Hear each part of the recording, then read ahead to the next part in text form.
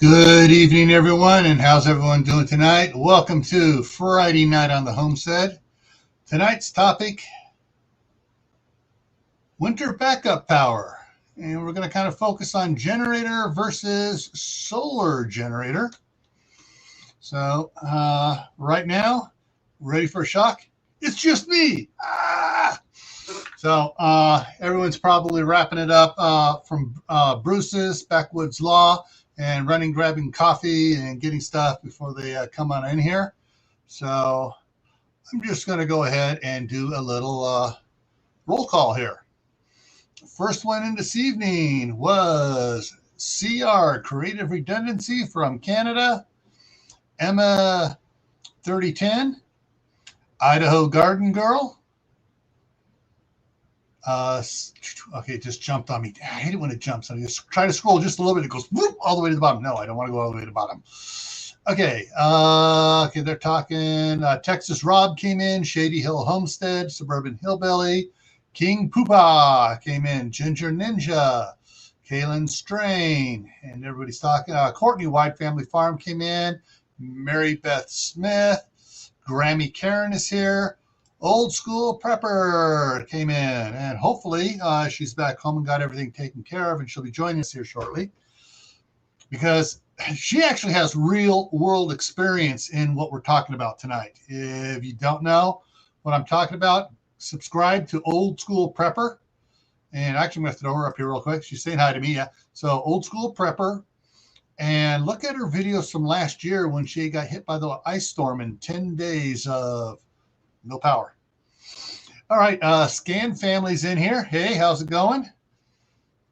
All right, I think I said hi to everybody, and so I'll be saying hi to everybody else, anybody else that pops in here, if I remember. Tonight is something that is sort of near to my heart. Having been been taught by my dad when he rewired our house back in the 60s. And then when we together, we wired in a barn and everything. We're getting it all perfect. Wired in for a mobile home and in California. Will with Just in Time Preparedness came in. Jay came in. And so I've been doing electrical work since my early teens. And my dad made sure I knew how to do it right, and I did everything right. And so there's a lot of things that dealing with electricity for alternate power that I've been studying as a teenager when they were first coming out with the little wind-powered wind turbines in Mother Earth News or Popular Science. I used to do that. Purple Tea Bear is here. And so that's what a little bit about this is. The main thrust of this tonight has changed with what's going on in the northwest of the United States and in Canada. We talked about it a little bit on Bruce's Live about the bomb cyclone. Bomb cyclone, what's that? Well, I'll tell you about a little bit about here in a minute. But basically, there's, actually, I'll tell you now. There are three big, huge, massive storms coming back to back to back. The first one is hitting now. Actually, a little bit of it hit yesterday, but the force of it's hitting. The first one's hitting now, and the third one is going to be coming in Sunday night, Monday, and they're coming fast. They're coming hard, and the three of them together is classified as the largest storm system the Northwest has ever had historically. Yeah, so that's a bit scary. And right now, I mean, stuff's is coming in. Looking at the jet streams and everything, it's going to think it's Ida heading from Louisiana to New York, only it's heading from Washington and Oregon to New York. So you can see what's going to be happening here. But so let's talk a little bit about power outages and what you can do about it. So let me go ahead and switch over here. Boom, there we go. And let's go down to the next one here. Okay, so what are your choices when it comes to backup power? Oh, I froze. Dave's not going to make it. He's working on his heater. That's kind of. Hey, Dave, I thought you liked the cold and the snow. I'm biting my tongue now. Anyways, so what are your choices for backup power? Well, if you're talking about in a situation where you're on the grid and the grid fails for a bit of time, there are several things you can do. One of the things you can do, I'm going to start at the not obvious stuff you can do or not likely stuff you can do. It's like, well, I'm going to put in wind turbines and stuff for generate power. Well, yeah, but that's something you don't do just when winter is. That's an entire system. And here comes backwoods law coming up. And one of the other things that people do is, I'm going to put a solar system in, have my whole house off grid. Yeah, but that's not talking about 99% of the people who are on the grid being suddenly off the grid, unplanned. And so, wind turbines, solar panels on the roof, a whole bunch of them. Even my friend Scott at Hidden Valley Homestead up in Bonner County in northern Idaho, he has a year-round stream, and he's planning on putting in a water turbine. So he's totally off the grid already. He's on solar right now. The one thing that so what are your choices for emergency backup power? And everyone says, oh, generator or solar generator. Let you know, someone just stuck a burr under my saddle with the term solar generator. That is a hype devised by salesmen. A quote, solar generator does not generate squat. All right. So what it should be is generator versus battery bank with a built-in inverter. That's portable. And that's basically all they are, because let's go on to the next one. We'll get back to exactly what a solar generator is. Let's talk about generators first. We're just going to go quickly over some of them here. Oh, we got the champions you can get at Sam's Club or at Costco. Not bad. And then there's the Pro Series from Northern Tool. Generac has come on as probably the number one backup generator system for residential homes and some commercial buildings. They're designed to be super quiet. They can run on either diesel, gasoline. I mean, you get the different type engines, a diesel engine, a gasoline engine, or a natural gas engine or propane. And a lot of people plumb these into their natural gas or their propane system is, so they don't have to worry about the fuel going bad. And they're set on a timer, and these will kick up once a month, fire up, run for about 5 minutes, make sure all the lubricants running, and then it shuts itself off. And then there's the new one out here, and this is mine actually. This is actually the one I have. This is the Firman tri-fuel generator, gasoline tank up on top. Then it has the connection here so you can hook up propane or natural gas to it. And you have your switches to go from what you're going to run it on. And so it gives you a lot of flexibility. And so, but it is noisier than the Generac. But as my son wants to do when he gets up here, he goes, I'm building a quiet box that's EMP proof for it. I'm like, more power to you, kid. I love it. But so there, and then there's an inverter generator, and everybody goes, oh, what? And you've probably seen these advertised. They're the little ones. They're really quiet and compared. They come in lower watt. This is only a 3,800 watt. Here's the Honda, 2,200 watt. And the Firman here is 3,200 watt. Okay, let me back up here. Now, does this one have it on it? Can't tell just by looking at it. I know the Honda has the plugs on it where you can hook it up, put two of them together. Froze. It was you can gang two of them together so you get more power. So, all right. Now, a solar generator. Remember, that's a salesman's name for it. It is a portable power station. The Goal Zero. Everyone knows about the Goal Zero. This is the Yeti 400. I actually have the Yeti 400. And I use it for my CPAP in emergencies. And I have the Kodiak, which is a 1500 watt one, 1500 watt inverter, and actually has the battery in it to support it. Some other ones you may have seen the people doing reviews on the Blue Eddy, Rhenology, which makes a lot of solar panels, or Renogy.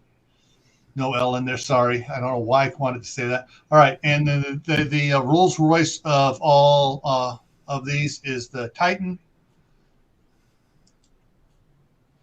And then there's some other ones out there that come with portable. So basically, if you look, these panels here have wheels on them, so they're meant to you roll it out, you set it up, you roll out your station here, which is two big batteries. This thing weighs a lot. Set it up. Here's what it looks like when it's all closed up. It looks like an ice chest, and it's got this one's a 1500 watt inverter on it, but it has a little bit more battery, so this one lasts a bit longer. But it's, like I say, you got to roll it around. You got 2 men and a boy to pick it up and put it in the car. And then there's some other ones out there that people have been making that are the same. This is more of a permanent station. This is not a portable one. This is the type you would use, like Steve would use in Southern California there. Where the guts of it are weatherproof and the batteries are out there, and you don't have just wash the dust off them now and then. Now the solar generators, power stations, are usually designed to be powered by solar panels to charge them up. But you can plug them into the wall. You can plug it in by a wind generator, a water generator, or a regular generator. Basically, anything that provides voltage that they use to charge themselves, you can do it. And yeah, so these are the three that I have personally. And actually, I got the smaller Goal Zero 150, which is the first one I ever got, and basically it'll run my CPAP one night and one night only. The 400 will run my CPAP for 3 or 4 nights. All right, and I think that's the end of it. All right, that's the end of that part. Bruce. Yes, sir. Personal question here. You can say I'd rather not answer. You want to say I'd rather not answer. Go ahead. Do you use a CPAP? No, I do not. You lucky dog, you. Now one of the things here, I'm going to give you guys some added information. This comes from a friend of mine. Let's get this up here. There we go. Ben Gilmore, who is Minuteman Prep here on YouTube, and he owns Portable Power Solar, or Powered Portable Solar. I keep getting it mixed up. Website. So I'll bring this up here. Now he does reviews. He buys all the ones he reviews, with exceptions of 3 of them that people have sent to them. And he goes, "Hey, I'm going to review it honestly. You may not like my review. Fine, do the review. We like the way you review stuff." One of the ones that someone sent him, it burnt up because they had a problem, because when you ran it down, went to charge it back up again, and they didn't forget to put a note in there. after using, you have to let it sit and cool down before you charge it up. Otherwise, it can, with the battery hot and stuff, it can do stuff. And yeah, it did stuff. It shorted out and burnt up when you plugged it into the wall. All right, so looking at this, green extremely good. Light green is good. Yeah, pale yellow is okay. The orangish red stuff is bad on one particular unit here. First, I'm going to go across from left to right, reading the prices. $29.95 for the 0.0 Titan. $1,500 for the Energy Flex 1500. $1,800 for $18.99 for the Blue Eddy 240. The EcoFlow Delta 1300 is $13.99. The Lion Safari ME is $24.99. The Goal Zero Yeti Lithium 1400 is $18.99. The Goal Zero Lithium 1000 is $11.99. The Goal Zero Lithium 3000 is $29.99. The Blue Eddy 150 is $12.99. The Energy Apex, which is basically my Kodiak, the upgrade, they did it for a while and they no longer make it now, was $12.50. The Renogy doesn't say what it is. Let me look real quick to see what the wattage is on it. Inverted continuous, 1200 continuous watts is $17.99. The Solar Genie 6000, which only puts out 3,000 watts, is $34.99. That's the most expensive one there. The, I can't even pronounce it, Sunguzi 1000.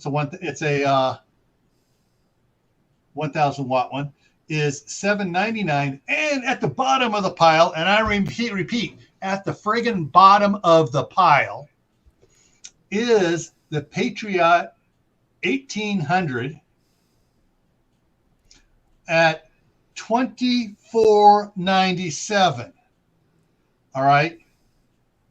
It claims it puts out, its inverter runs 1,800 watts. So most of these, the number on them is wattage it puts out, the inverter puts out, with the exception of the Solar Genie, which says it's a Solar Genie 6000, but it's only a 3,000 output, but it's a 6,000 peak, which means a surge, like you're starting something up. But to use it all the time, it has 3,000 watt. The Patriot here is 1,800 watt continuous, 3,048 watts surge. However, you see this top red one here? Its battery on it is only a 690 watt hour battery, which means basically you plug this in and you run 18 watts through it, it's dead in 20 minutes. Yeah. So that's one of the things that this chart here, and you can download this yourself from portablepowersolar.com. And Ben puts this up there. He updates it all the time. And what's a good one here? All right. The I'm going to go to the Titan. 3,000 watts continuously, 6,000 watt peak. The battery capacity is 2,000 watt hour compared to the other one here, the Patriot, which was 690. Big difference there. The price difference between the two of them, $500 more for the Titan. And the Titan has a lot better circuitry, does a whole bunch more stuff on it. But with the Titan, you can hook it up to solar panels and charge it while you're using it. The Patriot doesn't like to do that. it throws conniption fits and shuts itself down. So example is Ben has 2,100 watt panels on his travel trailer. He took it to scout camp with the Titan in it and ran the AC in the trailer. At no time did he run low on power. The panels provided more power than needed to charge it up and get it fully charged by the time nighttime come around and run the AC and everything else. So, Tennessee Tactical 1 is in the house. Who else did I miss? The Kraken is here. And Liberty Gardens came in. Big Chap came in. Okay, I think I caught everybody now. So anyway, so this, if you want to looking into getting a solar generator, power station, check out the comparison chart that Ben did. And with that, I'm going to come back down here. And Martha, if you're home, I would love to have you come up and tell your story. Did I miss anybody? Bruce. I think Big Chap's in too. I don't know if you. Yeah, I saw Big Chap. I said hi to him. Okay, so your choices are really, when it comes to backup power, are there's several things to consider. What are you going to power? So Bruce, what would you have to power at your house if the power went out? The only thing I have to power would be the refrigerator. So, that's a high drain item. You're not going to do it with a battery one. You're going to need to have like a generator, or you're going to have a huge battery bank to work with that, because even though it's not on continuously, it needs to have power continuously so that it can turn on, turn off on its own. Right. Okay. And I got a bonus information for you here then. You don't have a chest freezer, do you? Nope. So you just have the one unit. Yep. Okay. A little bit of historical data of what I did as a Scoutmaster. I bought one of those 45 watt Harbor Freight, 315 watt panel setups. And I made a box and I put, how many did I have in there to begin with? I think I had 6 deep cycle marine batteries in there, 12 volt marine batteries. And what I did is I took it to the Martinez Peddlers Fair all summer long. I would set it up so that the panels were facing south. I got the best spot to set it up. In fact, one of the only spots that has sun on it all the time. And they gave it to me for free because it was for the Boy Scouts. And I had my little thing there, and I had a 5 cubic foot chest freezer loaded with ice cream. And we powered it off of this all day. And of course, you're always opening up the chest freezer, pulling out popsicles, ice cream sandwiches, drumsticks, whatever, all day long.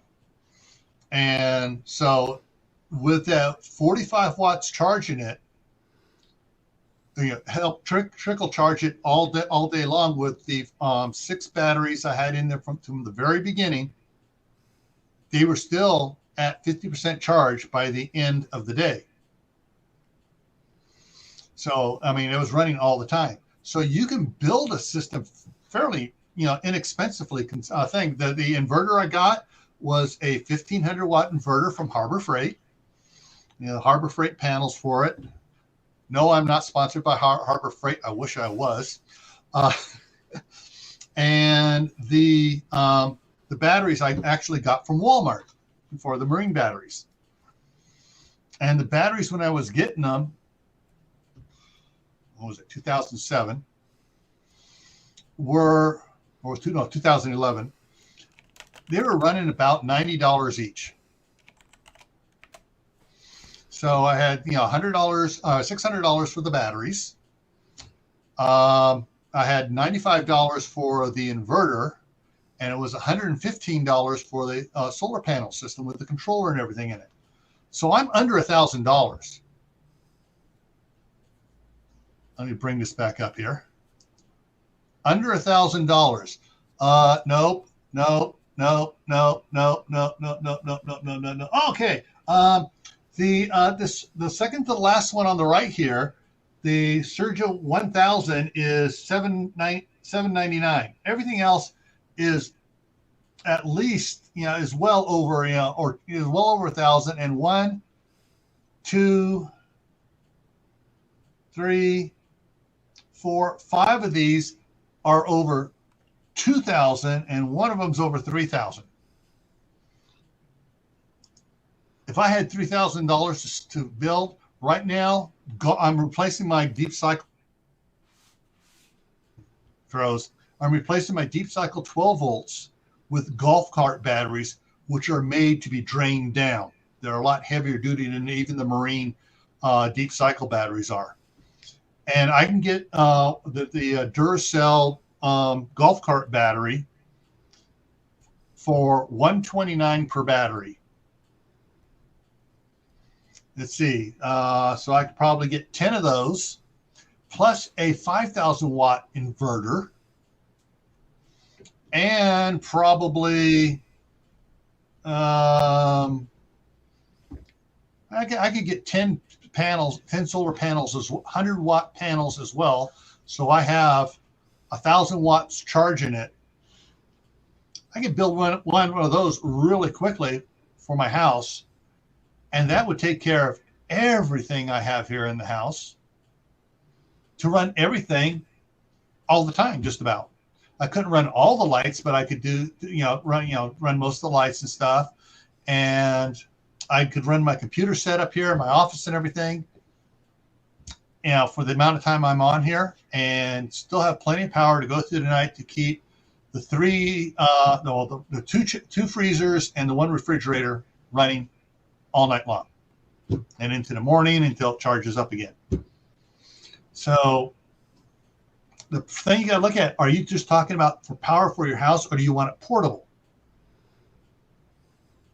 So that's the thing you got to consider. If it's just something you need to wire up and you're just going to run power cord from the garage into the house, what do you really need? Do you need one of these things that are portable that you can pick up and carry? Of course, a couple of these you got to wheel, like the Goal Zero 3000 and the Solar Gen have to be wheeled around. But the rest of these you can all pick up and carry. Or do you want some? Or do you need to be portable with it, or do you need to be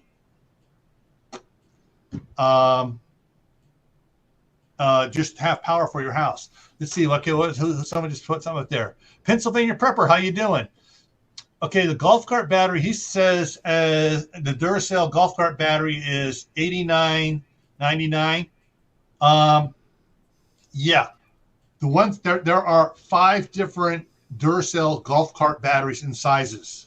The one I get is 2 sizes above that one. I looked at that. I got the bigger ones because they fit inside my box better, and they do a little bit better. I was asking if they off gas. Are those SLAs? These are standard wet lead acid batteries. SLA, so they're sealed, so they won't off gas. No, these are the old-fashioned ones where you got you can add water to them and stuff. Oh, then they will off gas. They will off gas when charged. However, there's a real simple thing to do. I do with that, because I got one I'm rebuilding. The one I'm rebuilding out here in the shop. When I get it all done, I will have on the side of it a little vent hose, 3-inch vent hose that runs over to the side of the shop, and it vents outside. I'll have the little flapper on it like you have on your dryer vent, and I'll have and on the other side I'll have an inlet with a 12-volt fan on it.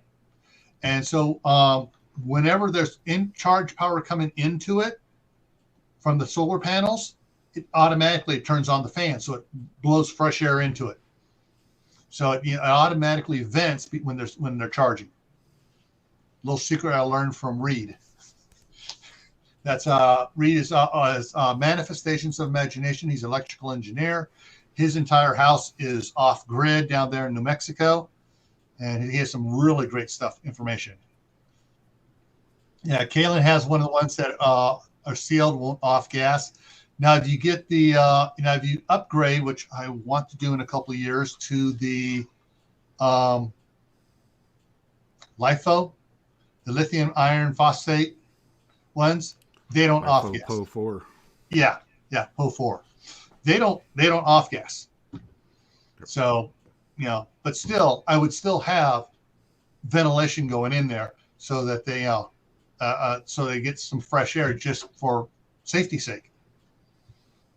If you can't afford one of the higher capacity units, can you purchase a couple smaller units and wire them into a power bus?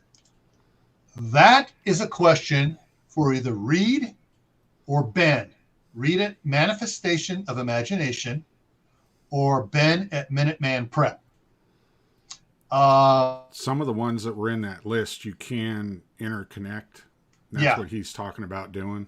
You can interconnect some of those. They're made for that, and they have already have the bulkheads on them and everything, so that you can just hook right in with like a cord, 10 gauge or 8 gauge cord, so that you can charge one and it'll send the charge to the next one when it's full, and vice versa when it's draining.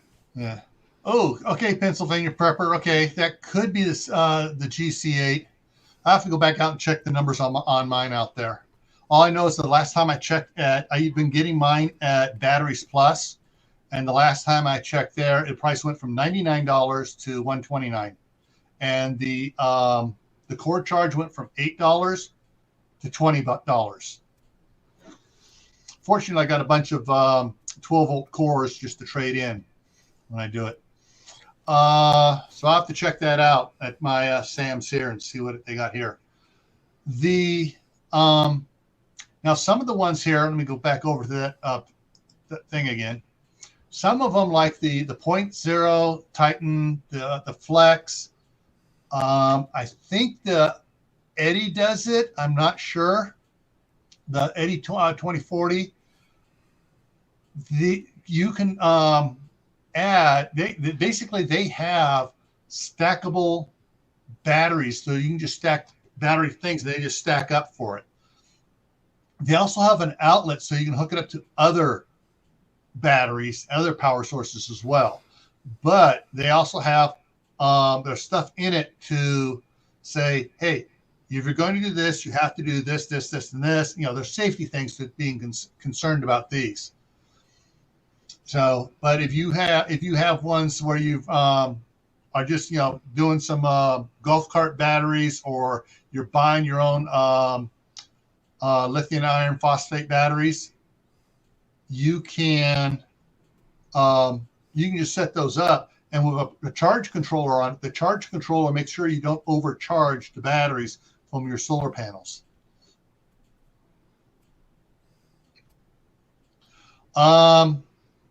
Will, about the Powerwall, I've seen some other stuff about the Powerwall that they don't like getting out, and I will never go with a Tesla Powerwall. There are too many other problems that are happening with it, and Reed has explained a bunch of those on his. All right, let's go ahead and go back here.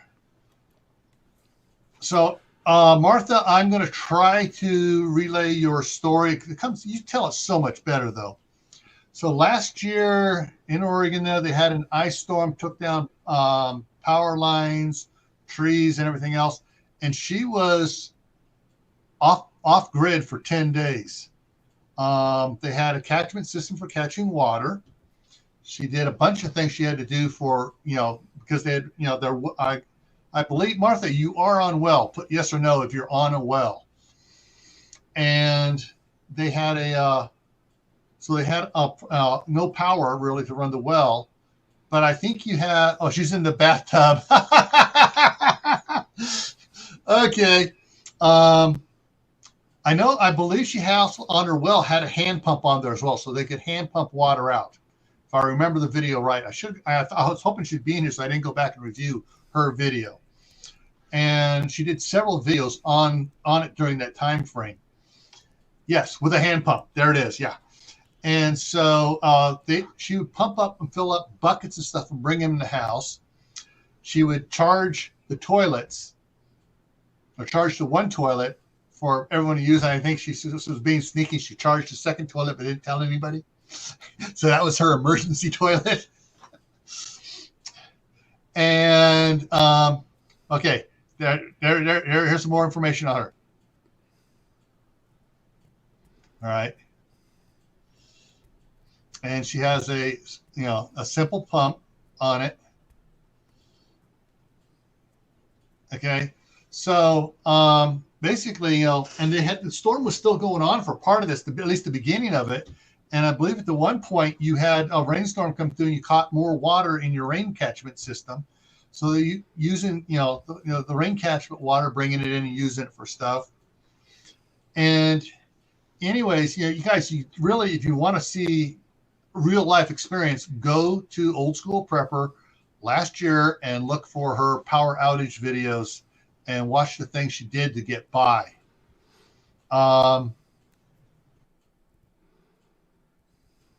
They were in their house. They didn't have to evacuate. The house didn't receive damage. And so they, but the problem still, being without power was a hardship. Wrong one. Okay. She has a playlist for, so go look for the playlist for it, and you can look at that. There is, we've all seen what happened with the Broussards during their hurricane down there, and some of the other people that were able to put out videos and stuff. You're now down in Tennessee, right, Bruce? Yep. Okay. So you're not going to get you shouldn't, knock on wood, get the power outages that would happen up in Pennsylvania, right? Yeah, we're not going to have to worry about the big, huge snowstorms and tearing down power lines and stuff like that. Yeah. So if you want to have a backup power system, basically, you kind of got three possibilities here. One, get a gas, diesel, natural gas, or propane, or a combination thereof generator, which all your neighbors will hear, unless you get something like the ultra quiet Generac system, which is hooked up to your natural gas or propane. Get a solar powered power station, the solar generators. Yeah, I like poking fun at that. That's a salesman. I mean, that salesman I like to slap. But basically the portable power stations there, and use one of those. The other thing is, actually, I'm going to do something here. Let me get this on. The other thing you can do is to build your own.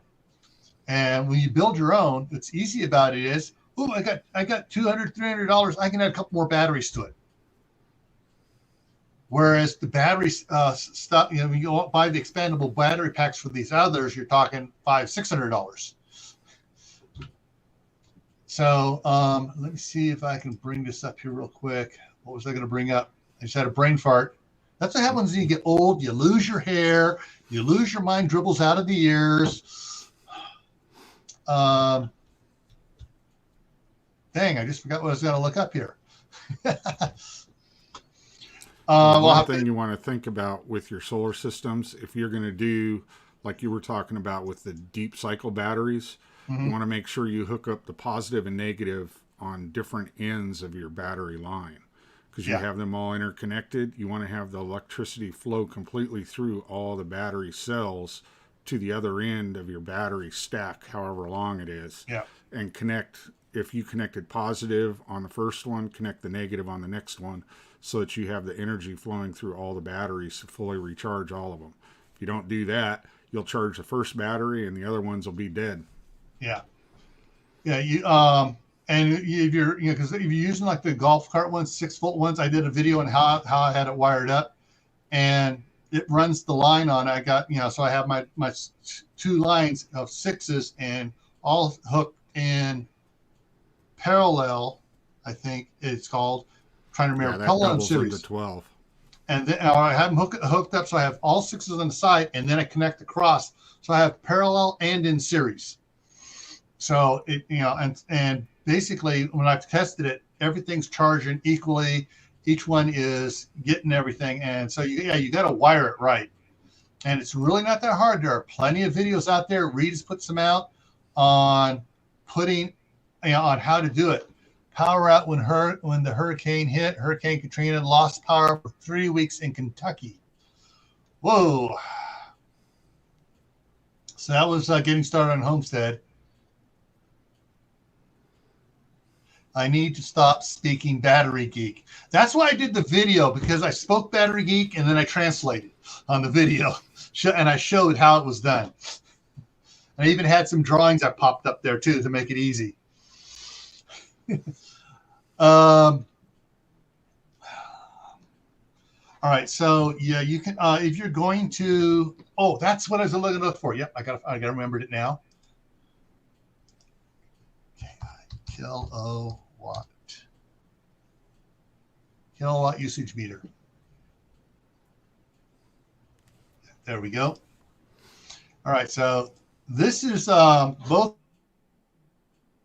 All three of us use the kilowatt power meter, and you can check voltage, amps, watts, hertz. You can check everything on it. So you plug it into the wall now while you have power. Then you plug in your refrigerator, and you see what your refrigerator uses, how many watts it draws, how many amps and stuff. So you can figure out using some of these calculators you can find online to figure out how long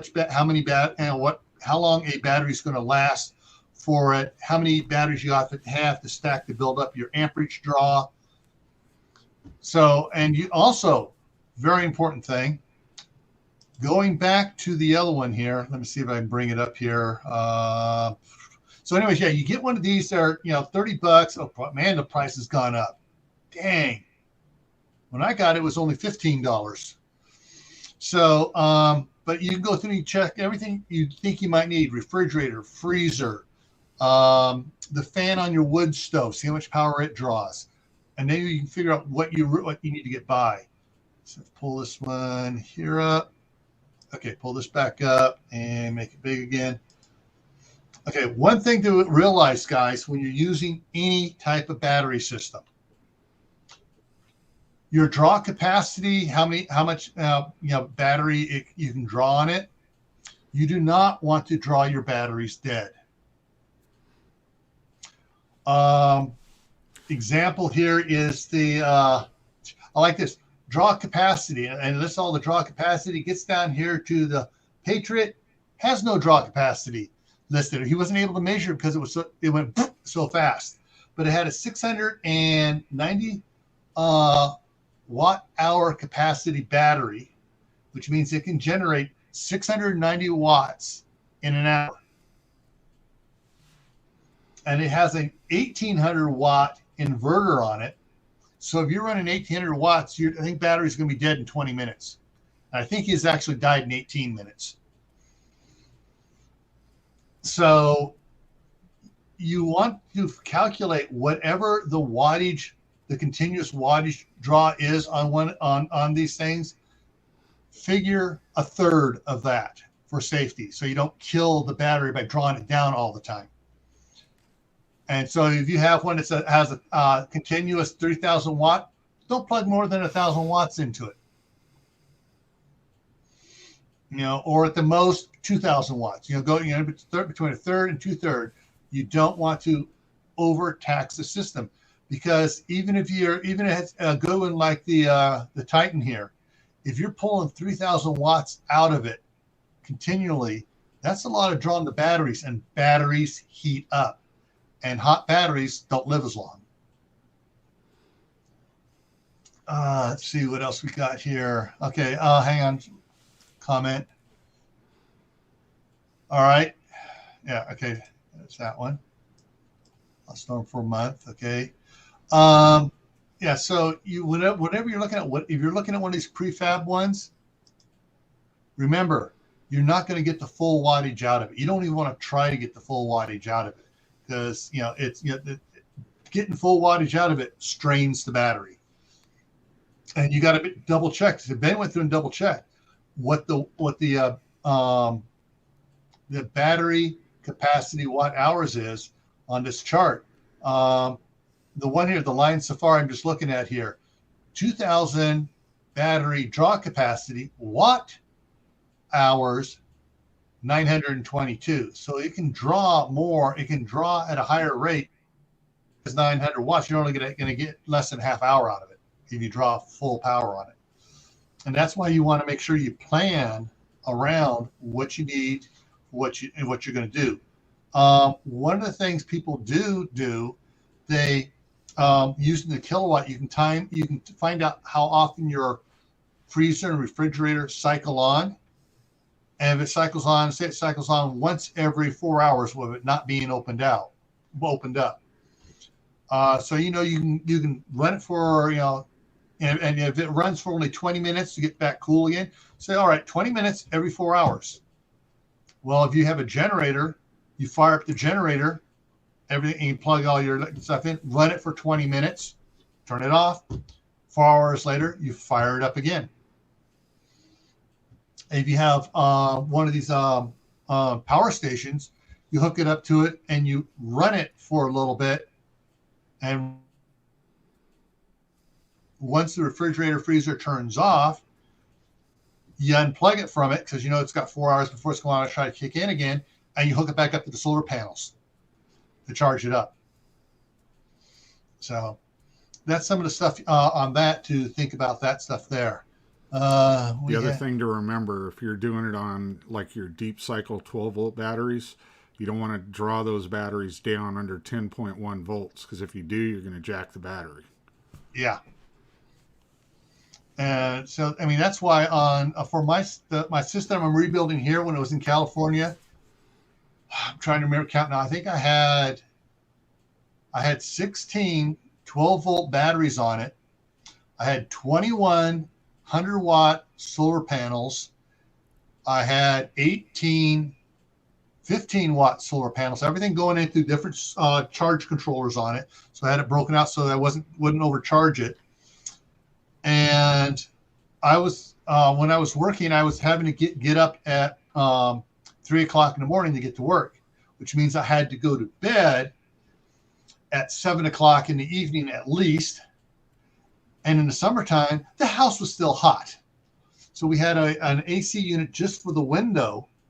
And I was able to run that AC unit from, I turn it on at 3 o'clock in the afternoon, start cooling the bedroom down, and we would run till 10 o'clock at night, and then the timer would turn it off. I had it on a timer, so it would start at 3 and go off at 10 in the evening. And by then it was cool enough where I could continue to sleep until 3 o'clock in the morning, get up, go to work. And, it worked good. I wasn't drawing the batteries down low. Never once did I have the beep, beep, beep on the inverter saying that it wasn't getting the full. It started beeping at 11.2 volts. So I never got down that low on it. So you can build your own. Reed is Manifestations of Imagination. You can contact him. He'd be more than happy to, send you emails or, maybe do a private live chat with you on stuff. Electrical engineers. Yeah, I got my electrician's license and stuff and everything else, but electrical engineers are a bit smarter than I am. They design the stuff. I just install it and fix it. But yeah, there's a lot of things you can do. For some people, the simple generator, you think, oh, the most we've ever had power out here is 2 days. So I just need this little generator. All my neighbors have generators, or some of my neighbors do. And I can run it for a couple hours, turn it off, run it for an hour, turn it off, whatever I need to do. You need to assess your situation individually and to figure out what you want. If you still have questions after you assess yourself, my email's down in the bottom. You can email me, or you can just comment on the video again because that pops up automatically for me. And then I can answer your questions. But any other comments out there that I need to hook on? Tennessee Tech, it is kind of complicated at first. I'm going to go back here and pull up something here.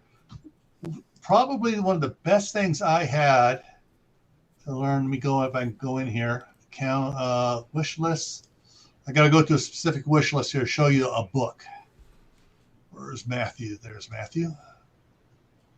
Okay, here we go. All right. The Reader's Digest Do-It-Yourself Manual. It's now up to $33. It is a thick book. It's it's almost like a legal size paper. So you open it, it's lengthwise. I learned all about wiring. My dad taught me a little bit, but then he handed me the book and said, "Here, read your mother's book." And I learned all about wiring regular light switches, three-way light switches, four-way light switches, wiring 120, 440, 240, and a lot of stuff from from this book. It's just one of my favorite books.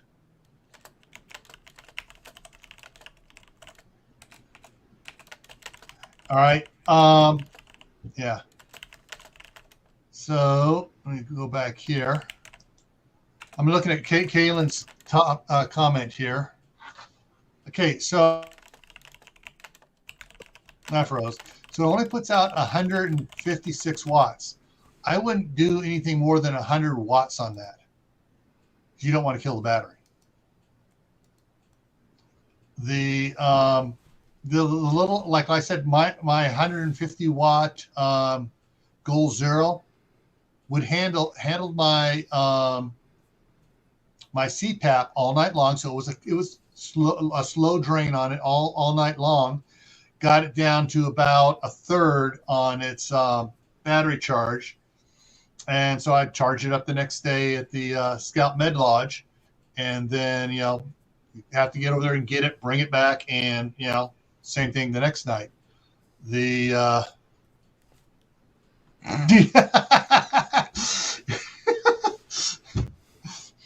yes. Well, it's very true. You know that.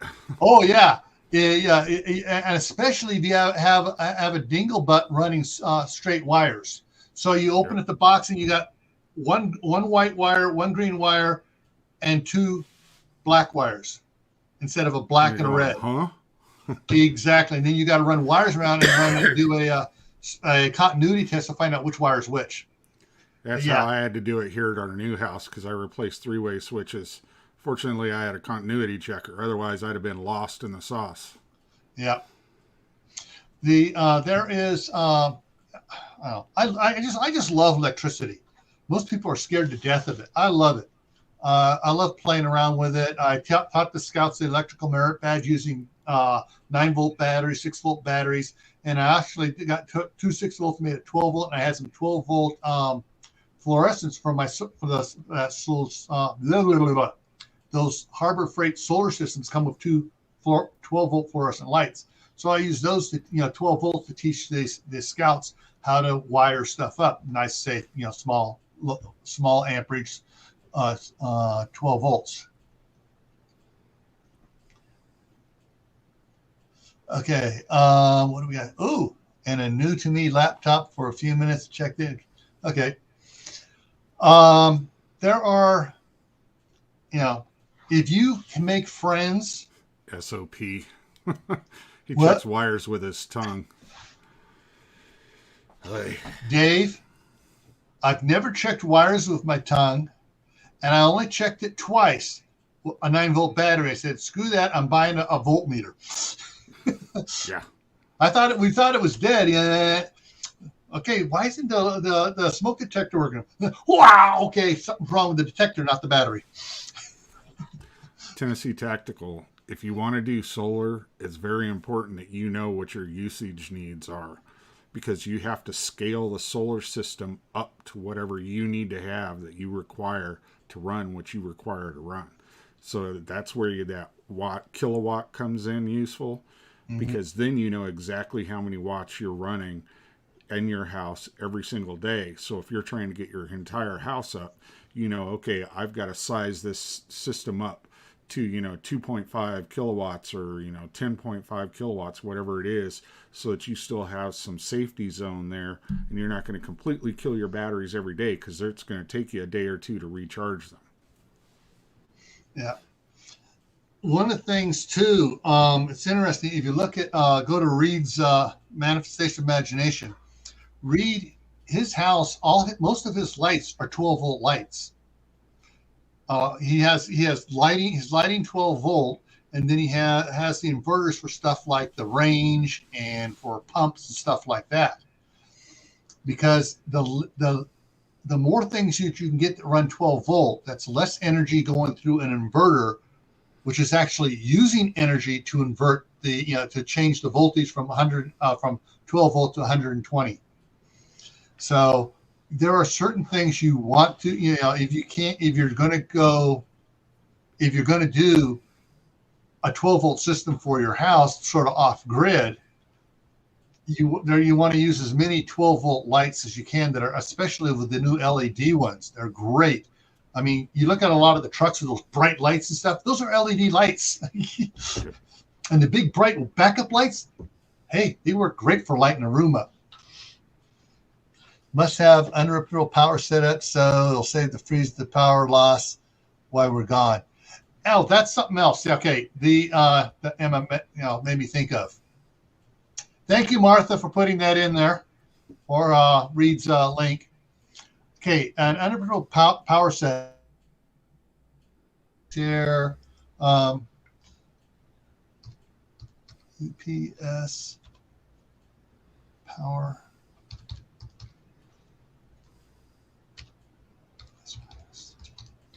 Let's see if it brings it up right. I mean, I'm searching on Amazon for it. No, it's going cockamamie stuff. Okay, here we go. So A, B, C, UPS. So let me go back up here and put this in instead. A, P, C, and get a bigger response. Yeah, okay. These are, quote, your office backup power for offices and computers. They have little, it's like a 600 watt backup. It gives you enough time to, oh crap, power's out, everything's going down. Save all files. Okay, power down computer, turn off monitors. And that's what basically a small one like the 650 watt one's for. Then you got this one here is a 10,000 one. And then you got 700 volt amp type ones. But there are a whole bunch of different ones you can get to do a whole bunch of different things. The bigger they are, the more you're going to pay because they have sealed lead acid. Yeah, lead acid. Oh, yeah, it's acid glass matte batteries. Basically, it's not your normal lead one. It's got stuff because they work better for these. And yeah, so they got whole sorts of systems. They got ones for computer mainframes for racks. And this is what they look like. Some of them will look like. You can plug all your stuff into it. It's a surge protector. It has battery backup. It gives you just enough time if you're there for the power to go out. They have bigger ones that get up. Some of these other ones that get up to some monster size that can really. Let me see if I can do this way. Do the search a little bit differently. Sort by high to low. All right, so this is 40,000 volt amps. Wattage. Anyway, doesn't have a price on it. This one here is. This one does 240 and 110 outlets on it. $12,000. But this is what your stuff is plugged into all the time. Power goes out, it keeps stuff running for quite a while. 18th. There's a bunch of it, and also you got to make sure your inverter is pure sine wave. Otherwise, it can ruin your equipment.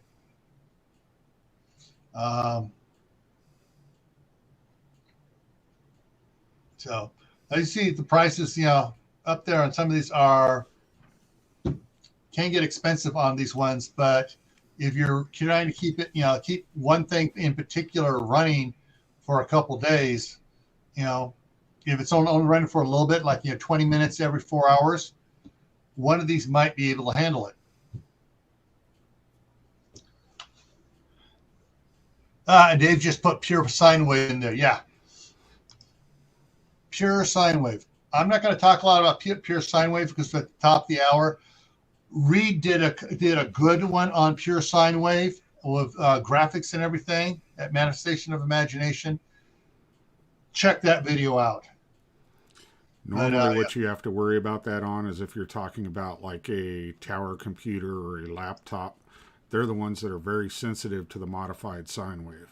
Yeah, and some electrical motors, believe it or not, the way they're doing them they're building with electronics in them to control the motor and stuff, and they're putting those on refrigerators now for your smart refrigerator so that it can communicate to the motor and make it do certain things. Those need to have pure sine wave.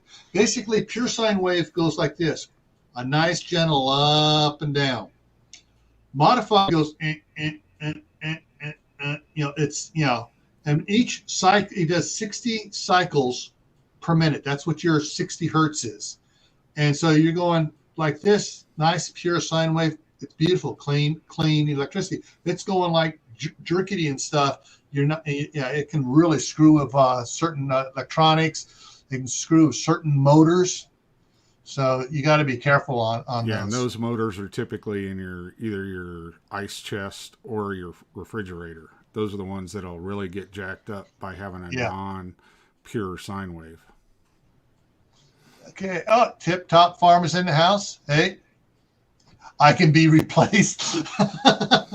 I can replace. Okay. Oh, I can replace. Sorry, I misread it there. And my wife says sometimes I can be replaced. And I say, well, all right, you're going to do electrical. No, all right, you can't be replaced. Mm-hmm. All right, so let me grab something off the other computer here to bring up to look at.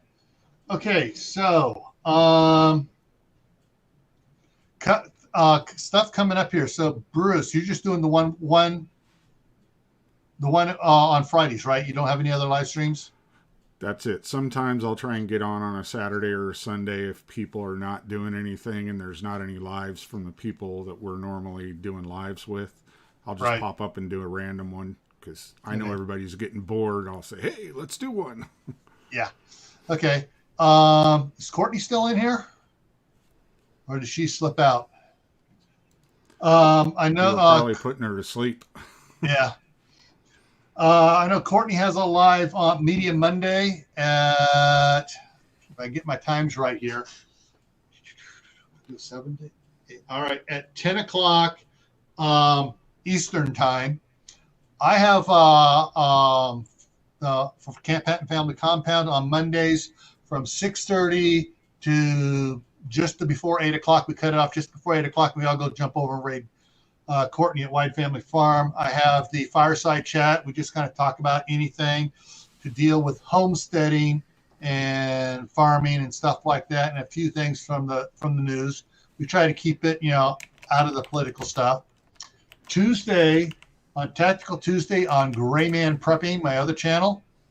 That's where I moved all my prepping stuff to protect make sure Wide Family. Make sure that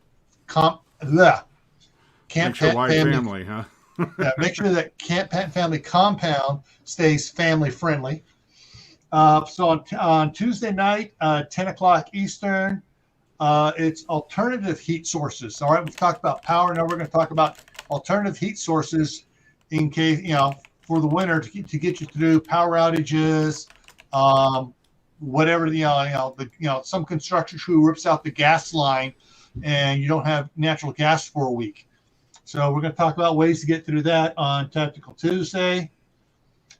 The big news, guys, big news here. On next Friday for Camppatton Family Compound, we're not going to do the normal stuff here at 10 o'clock Eastern. It's going to be 5 o'clock Eastern. All right, so everyone calculate your timeout. 5 o'clock Eastern, we have Doc Bones and Nurse Amy on. So it's a special live. We got several things going on. I have a video out there and a special announcement video. Go check it out to find out what all we're doing. But we're going to be doing that at 5 o'clock Eastern with Doc Bones and Nurse Amy, and doing it as early as we are. They may stick around longer than just 1 hour. They may do a couple hours with us, and which means there'll be a long question and answer session where you can ask a lot of medical questions and stuff for homesteaders and preppers. All right. So that's there. I'm not sure if I will do anything later on at 10 o'clock. I'll have to see how it goes. I will let you know at the 5 o'clock thing if I'm going to be up for doing something at 10 o'clock my normal time. So if I do, it's going to be, we may talk about winterizing your gardens or something else gardening. Or, hey, if everybody in the side chat goes back to either fire or health or medical stuff, we'll do whatever. We may do whatever you want to do on that later one if we do it. But 5 o'clock next Friday, 5 o'clock Eastern next Friday, Doc Bones and Nurse Amy. And it's going to be live streamed to both Camppatton Family Compound and Gray Man Prepping. So I figured out how I can stream to both my channels at the same time. And so Bruce will be monitoring Gray Man Prepping. Dave's going to monitor Camppatton Family Compound, and to make sure I get the questions, because I'll try to have both up here, but so I get the questions that come in during the question and answer time, so we can get Doc Bones and Nurse Amy to answer your questions. All right, any final questions, guys, from the chat?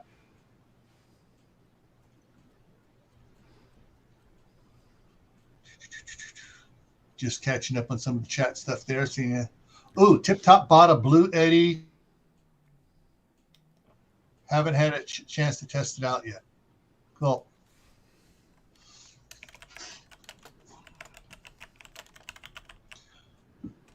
All right, just final word is, remember, if it has a 500 watt continuous output, don't put more than 300 watts to that sucker. All right, you don't want to overheat the batteries, because if you draw at full wattage, you're going to overheat. You're not overheat. You may heat up the batteries.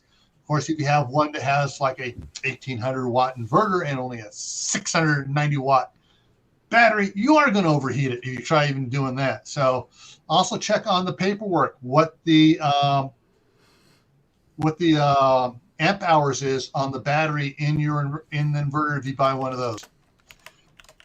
Generators, if you get a generator, I recommend a dual or fuel or tri-fuel generator. Gives you more alternatives, especially if you get if you have natural gas at your house, get a natural gas generator. With one that runs on natural gas and propane and gasoline. That way you can do whatever you need to do to keep your power going for what you need. All right, folks, we're going to wrap it up here. Bruce, thank you for coming in and helping me out. No problem. Martha, thank you for all your comments and aside about your stuff and putting up those links. Everyone, definitely. My fingers go in the right direction. Yeah. Go over to Bruce. If you haven't subscribed to Bruce, go over subscribe to Bruce at Backwoods Law. He has some good stuff over there, good information. And especially check out Old School Prepper. She has great information there. She does some great gardening stuff too. This was the second year she did her urine fertilizer test. Interesting results. Check that out too. So, but in the meantime, everyone stay happy. Don't get upset by all the things going on in life. Roll with the punches. Stay safe. Don't go out there and do foolish stuff. And most important of all, keep on prepping. Keep on stockpiling your pantry and whatever other supplies you need. All righty? All right. Take care, guys.